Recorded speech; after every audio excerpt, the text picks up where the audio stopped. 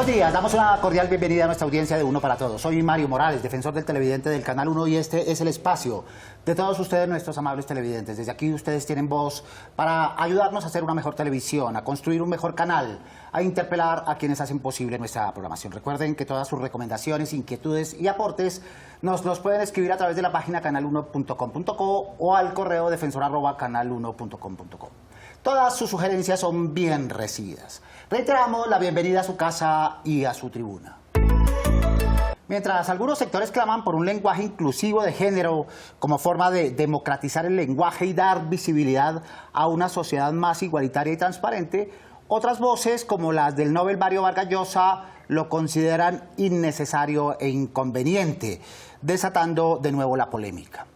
Años atrás se empezó a incorporar un concepto de inclusión en las producciones de televisión y cine con la participación de personajes de diferentes razas o etnias en las producciones. Lo mismo viene ocurriendo con las preferencias sexuales y la aparición cada vez más frecuente de personajes no binarios. Pero, ¿cuál debe ser el manejo que se le debe dar al lenguaje incluyente en televisión? ¿Estamos preparados y avanzando en esa dirección o existen reticencias al respecto? Para profundizar en este tema nos acompaña hoy Ana Milena Rincón, licenciada en Filología e Idiomas y máster en Pedagogía de Lenguas Extranjeras. Buenos días, Ana Milena. Buenos días, muchas gracias por la invitación. Muchas gracias por aceptarla. También está con nosotros Juliana Jaimes, comunicadora social y periodista, y actualmente vinculada a la ONG Sinergias, Alianzas Estratégicas para Salud y Desarrollo. Buenos días. Buenos días, Mario. Gracias por la invitación. Gracias por estar con nosotros. Y como es habitual, está con nosotros Fernando Ávila cuando se trata de estos temas, escritor columnista del Tiempo del ámbito jurídico y autor de varios libros, especialista en el lenguaje.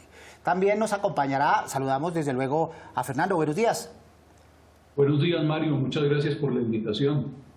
Gracias por estar con nosotros. Está con nosotros Alejandra Martínez, coordinadora de comunicaciones de la Fundación Carisma. Alejandra, buen día. Hola, buenos días a todas las personas del panel y de la audiencia que están compartiendo con nosotros el día de hoy. Gracias por acompañarnos. Primero comencemos para saber qué piensan nuestros televidentes sobre el tema que ellos mismos nos propusieron. Siento que las elecciones ahora nos han mostrado que las etnias existen no solo como verlas cada 4 años, sino que existen la mayor parte del tiempo, y pues creo que cumplen un papel importante porque literal ellos estaban aquí antes de que llegaran un montón de personas de otros continentes. Principalmente el lenguaje inclusivo, todas las personas deberíamos tener conocimiento de él, pero así como existen otras lenguas, otras etnias, y es como un tema muy olvidado y debería, por los medios de televisión, ser como tener más influencia. Ese lenguaje de los poderosos hacia el pueblo no es como muy entendido. Entonces no, de los medios oficiales como que no siento que sean muy incluyentes, pero en Colombia sí están surgiendo unos medios de comunicación alternativos que sí están supliendo como esa necesidad de información y de comunicación incluyente que necesita los colombianos. Sé que obviamente en redes sociales sí está siendo pues no solo como un boom, sino algo que ya se mueve pues como un idioma más, un lenguaje más. Entonces pues lo que te digo, es algo de procesos, va poco a poco y pues también nos vamos acostumbrando a ello, ¿no? Creo que sí, pero también creo que faltaría que quizás se pudieran incluir nuevas poblaciones, nuevas formas de comunicación dentro de su lenguaje. Creo que se está haciendo, pero de pronto sí le hace falta implementar un poco más. Ahora que no lo aceptan, mucha gente, pues quizá por la historia que lleva del lenguaje y más que todo por la Real Academia, entonces digamos no lo aceptan, pero más que todo las nuevas generaciones pues sí lo están aceptando para incluir a todos. No tanto los medios de comunicación, pero digamos con lo de las etnias, la gente como de las comunidades, sí, pero se ve más que todo en las redes sociales. Soy fiel oyente de noticias todos los días y sí nota uno que ha cambiado mucho el vocabulario, no solamente en la radio, sino también en la televisión. Sí, creo yo que son muy buenas los cambios que se han venido dando.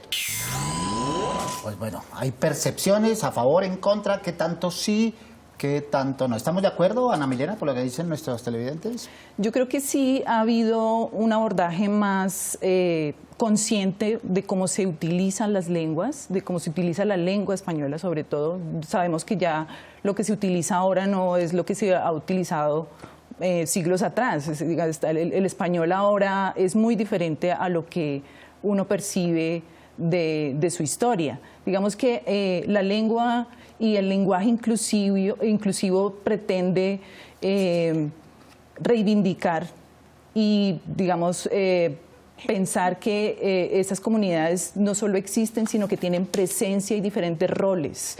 No solamente incluir nuevos grupos dentro del lenguaje, porque el lenguaje pues significa y nos da el poder de visualizar nuestro mundo, sino que es una herramienta de comunicación y esas implicaciones que esto presenta se pueden pensar de una forma diferente. Yo creo que el lenguaje inclusivo da a una influencia no solamente de imponer cosas, sino que sería de verdad el resultado de cambios sociales, de cambios culturales y de cosas que no estarían tan arraigadas todavía en nuestros comportamientos como sociedad colombiana. Fernando, ya veremos qué tan conveniente es, pero sí ha habido cambios, se nota el cambio, es sensible en los medios de comunicación y particularmente en la televisión. Sí ha habido cambios. Uno que oí destacar mucho fue cuando Citroën, la marca de carros, escribió para la campaña de prevención del cáncer de seno, escribió "esto es para todos", pero le cambió la O, de la segunda O la cambió por una X, "esto es para todo XS". Esto tiene un inconveniente, Mario, y es que no se puede leer, no se puede pronunciar, no sirve para el lenguaje oral, sirve solo para el lenguaje escrito, y me parece que es una exageración. Yo creo que sí ha habido cambios, debe haberlos en el lenguaje, pero sin llegar a extremos que no son convenientes porque atropellan el idioma y atropellan la tradición del idioma. Muy bien, ya lo vamos a desgranar. Tú, Juliana, ¿compartes lo que dicen nuestros televidentes? Sí, lo comparto y me parece muy interesante además ver cómo los jóvenes sobre todo están pidiendo la participación de las comunidades y de las etnias y de los pueblos en los medios de comunicación. Y creo que es una participación que más que el lenguaje tiene que ser activa. Tiene que ser una participación desde la estructura, las fuentes y, digamos, la manera en cómo se piensa el periodismo o los medios de comunicación en Colombia. Entonces estoy de acuerdo y me parece muy interesante la inquietud que hay de los jóvenes por una segregación histórica en los medios de comunicación de comunidades étnicas. Y de varios sectores de la población, evidentemente sí. Le preguntamos a María Alejandra si compartes esta visión y qué perspectiva tienes. La accesibilidad no es una lista de chequeo, la accesibilidad es un derecho, como lo es la inclusión, y son responsabilidad de los medios de comunicación y deben vivirse como parte de la cultura organizacional. Eso también implica que las personas que hacen parte de las comunidades a las que queremos llegar deben hacer parte de esa producción de esos contenidos y deben estar ahí también para validarlos y para participar en los procesos de co-creación. Y aquí hago uso de una expresión universal en la que insistimos mucho las organizaciones de la sociedad civil que trabajamos por la defensa de los derechos humanos de las personas, y es nada de nosotros sin nosotros. Eso significa que si queremos generar contenidos más incluyentes, los medios de comunicación deben involucrar a las personas de las comunidades LGBTIQ en el diseño y en la implementación de esos contenidos. Claro, hay que hacerlo, sin la menor duda. El asunto es cómo hacerlo. ¿De qué manera podemos lograr un consenso en esta idea de que existe un régimen de lengua, un acuerdo, un consenso para el manejo de lengua? Existe un reclamo ciudadano, un reclamo popular para inclusión de personas y grupos habitualmente invisibilizados, y cómo hacerlos también en la perspectiva que planteaba Fernando para hacernos comprender, ¿verdad?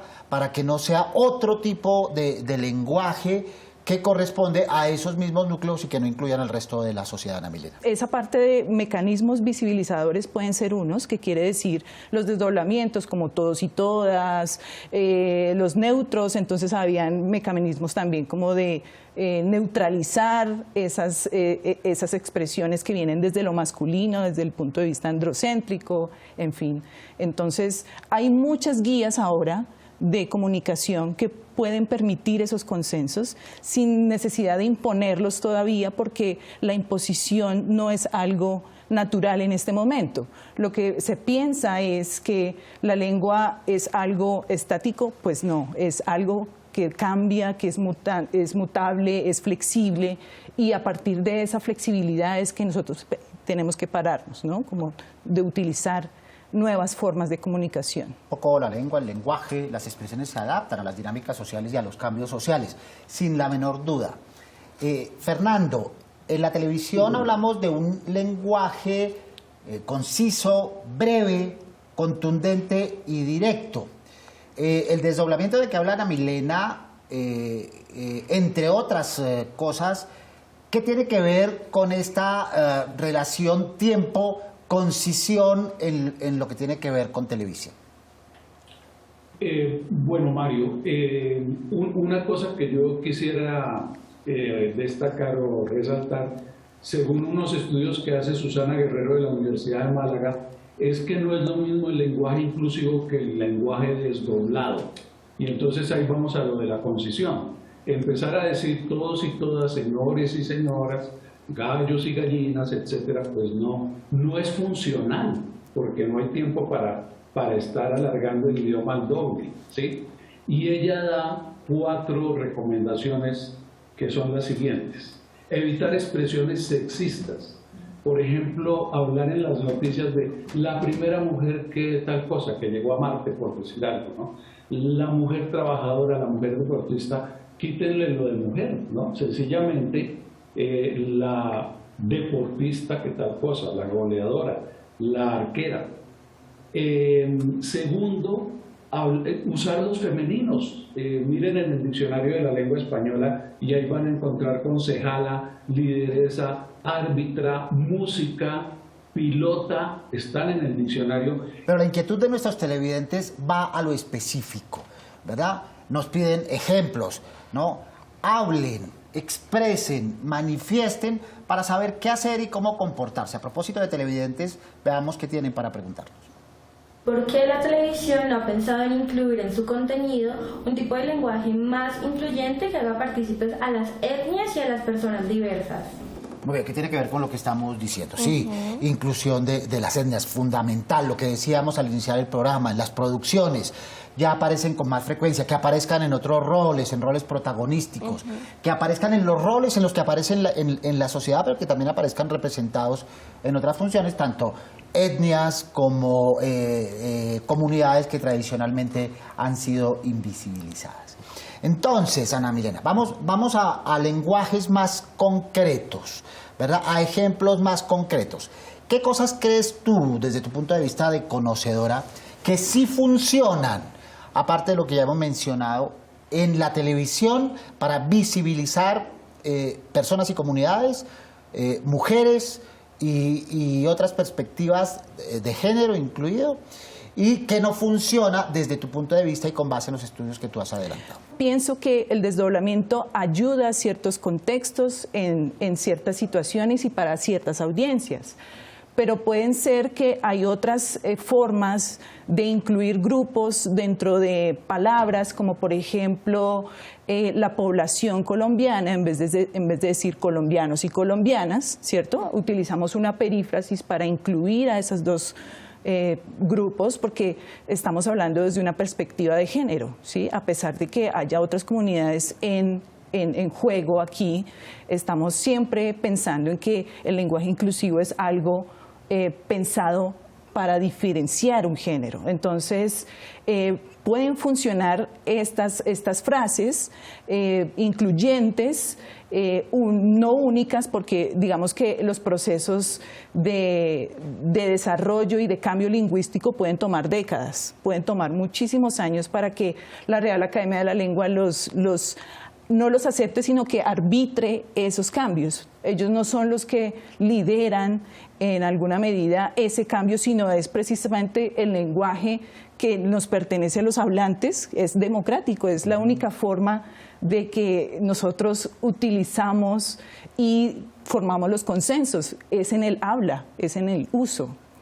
En ese proceso de evolución, Fernando, hay necesidad de hacer ciertas claridades, porque a veces uno confunde una cosa con la otra. Es el caso, por ejemplo, del participio activo, ¿verdad?, que Sí, en algunos casos llama a confusión. ¿Quisiera ampliarnos un poco al respecto?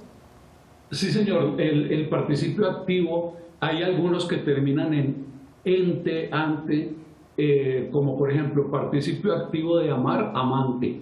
Es igual para hombre y para mujer. ¿Sí? Y lo mismo todos los que terminan en, tienen esa terminación. Dirigente, paciente, gerente, presidente, todos esos son de género común. Hay algunas opciones para el femenino que ya figuran en el diccionario, como gerenta, como presidenta. De hecho, la vicepresidenta Marta Lucía Ramírez pues prefiere que se le diga vicepresidenta y no vicepresidente. Gerente, presidente, vicepresidente, digamos que esas son las opciones, pero en general los que terminan en ente o ante son de género común, son palabras aplicables de la misma manera para hombre y para mujer. No hay necesidad de decir en ese sentido los adolescentes y las adolescentas, porque la palabra adolescente ya incluye hombres y mujeres. Muy bien. Juliana, más ejemplos que se te ocurran, más recomendaciones en este sentido para ir poniéndonos de acuerdo en la perspectiva de los televidentes y que los televidentes comiencen también a involucrarse en este uso del lenguaje. Pues yo creo, Mario, que tenemos que pensarlo desde la participación en los medios de comunicación activa. Las redacciones actualmente no son redacciones que tengan mucha representación de minorías, y me parece que algo muy importante sería no solamente llamar y entrevistar y darles la voz como fuente, sino darles el protagonismo en la realización de muchas cosas. Actualmente hay muchos profesionales que son indígenas en comunicación, que están trabajando en sus propios proyectos, que están trabajando desde el territorio, porque en Colombia el territorio siempre se cuenta desde el centro, siempre se cuenta desde Bogotá o desde las grandes ciudades. Entonces yo creo que uno sería la participación activa, no solo como fuentes en temas que tengan ellos que hablar, sino como realizadores de esto. En segundo lugar, sería visibilizar como medios de comunicación las iniciativas que ellos ya están adelantando en términos de comunicación. Y yo creería que también muy importante es entender el lenguaje para ellos. Para las comunidades indígenas la palabra y el lenguaje representan muchas cosas que están vinculadas a su cultura. Entonces yo creo que sería muy interesante entender esa visión y respetarla también, porque la palabra es una cosa que se respeta en las comunidades indígenas. Entonces creo que sería muy importante también tener en cuenta ese respeto, digamos, como desde su cosmovisión de lo que es la palabra. Por supuesto, incluso el mismo significado de la palabra inclusión, ¿no? De traer para acá, adaptarse acá a este esquema, a esta manera de hablar y a esta manera de decir, ya tiene de por sí complicaciones. Sobre el trabajo de fuente ya hemos trabajado en este espacio para tener en cuenta a minorías, comunidades y distintas perspectivas de género. Recuerden los operadores por los que ustedes pueden sintonizar este y los demás programas del Canal 1. Su opinión es muy importante para nosotros. Nos pueden escribir a través del correo defensor@canal1.com.co. Veamos los últimos y más recientes correos que ustedes nos han hecho llegar a nuestro buzón. Mi inconformidad es con respecto al programa Guerreros y el juego de preguntas con el castigo de pasar corriente al participante que no conteste correctamente. No es aceptable que nuestros niños vean cómo torturar y ver sufrir a alguien es divertido. Nos escribe Juliet Martínez Cárdenas. A ver, hay sensibilidad de las audiencias a cierto tipo de actuaciones, eso hay que tenerlo en cuenta. Esa sensibilidad forma parte de la emoción televisiva y hay que verlo desde la perspectiva de las audiencias. Sugiero que los editores y periodistas de Noticentro 1 CMI tengan en cuenta que la responsabilidad es compartida. Tengan más cuidado con las imágenes de contexto o apoyo que usan en sus notas. A comienzos de semana, en una información relacionada con la situación jurídica de una exalcaldesa de Cartagena, condenada por el Tribunal Superior de Cartagena, mostraron un plano de la fachada del Tribunal Administrativo de Bolívar, corporación ajena al tema porque no tiene atribuciones de carácter penal. Esto induce al error y desinforma al televidente. Nos escribe Jorge González. Y no es un error menor. A veces cuando utilizamos imágenes de archivo para tapar, pintar, cubrir o editar las notas periodísticas, utilizamos una imagen indiscriminadamente y no nos damos cuenta de los efectos que tiene esa imagen. Ahí tiene que haber precisión porque podemos caer en estigmatización, señalamientos inadecuados o errores como lo menciona nuestra televidente. ¿Cómo hacer para ver la señal en vivo de toda su programación en mi computador?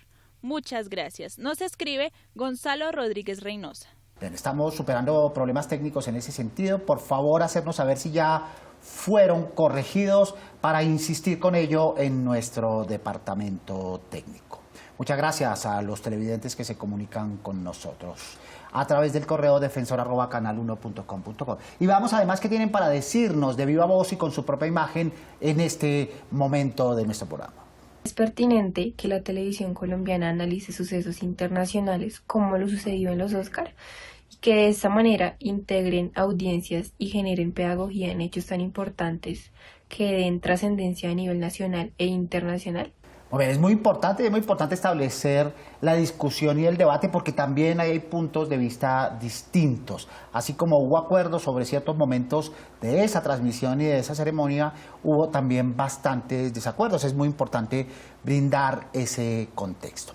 Muy bien, entremos en la parte final de nuestro espacio y sigamos en esta perspectiva de consejos. Pensemos en los televidentes, pero también pensemos en el periodismo y pensemos en las series de ficción. ¿Qué otras recomendaciones? Ya hemos avanzado en algunas de ellas. ¿Qué otras recomendaciones para cubrir todas las expectativas y todos los reclamos de todas las audiencias? Los que piden esa representación en el lenguaje y los otros que también piden acomodo con las reglas idiomáticas. El lenguaje por sí solo no garantiza esto.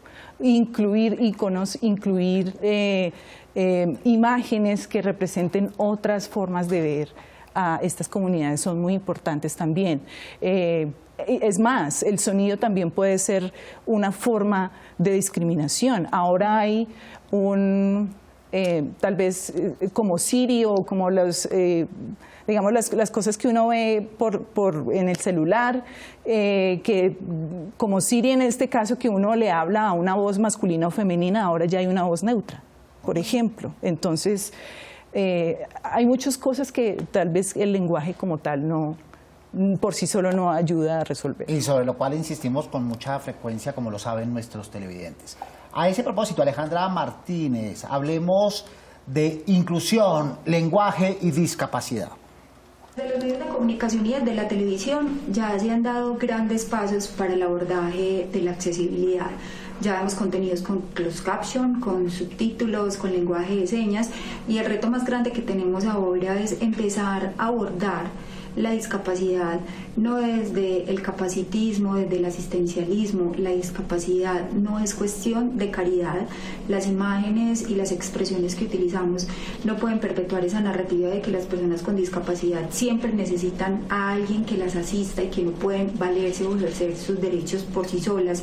Por ejemplo, otra de las cosas que debemos empezar a hacer es a utilizar términos mucho más respetuosos, un lenguaje mucho más respetuoso, que se divorcie también del uso de palabras y expresiones peyorativas. Por ejemplo, se puede decir personas con discapacidad física, visual, cognitiva, pero no personas mongólicas, personas retrasadas, por ejemplo.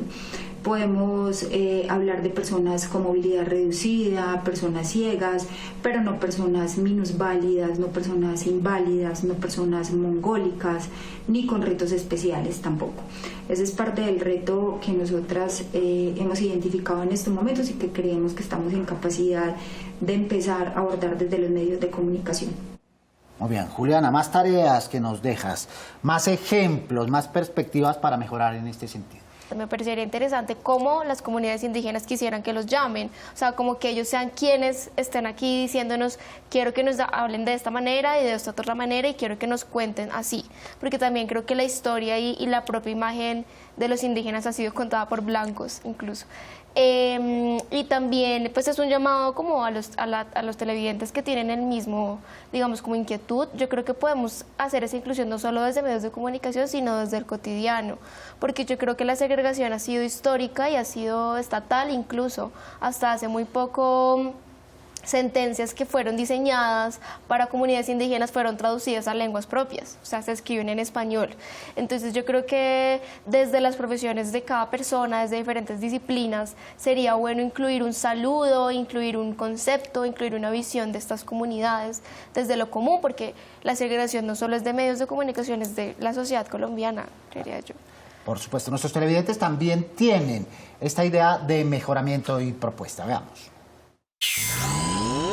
Incluir a todas las comunidades, tanto las nuevas como las vigentes, para tener una comunidad más amplia. La idea es equilibrar la participación en el lenguaje inclusivo de las etnias, de todo, para que todos participen y puedan tener una participación acorde con las exigencias y el medio de los cambios que a diario se presentan en la sociedad colombiana. La inclusión en la televisión debería ir más sobre las etnias. No sé mucho sobre el tema, no lo he visto en la televisión y me gustaría que hayan debates y diálogos al respecto. Se incluyan mucho más para que sean aún una comunidad más participativa y que sea un país más equitativo, más